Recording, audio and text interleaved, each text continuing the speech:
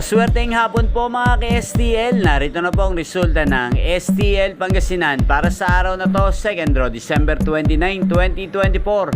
Araw ng linggo, naway ang mga natayaan niyo pong mga numero kanina ay manalo nawa ngayong hapong ito, 5 PM. Kaya kunin niyo na po ang inyong mga tickets.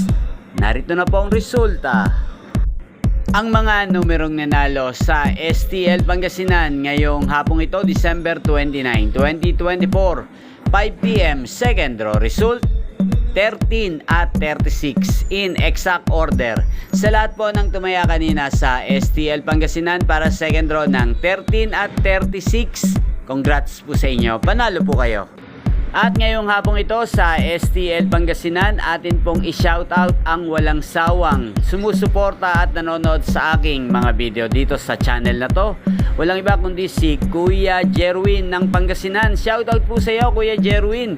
Naway isa ka po sa swertihin ngayong hapong ito sa STL Pangasinan at sana'y nasa mabuti ka rin pong kalagayan. Gayon din sa lahat po ng mga taga Pangasinan dyan.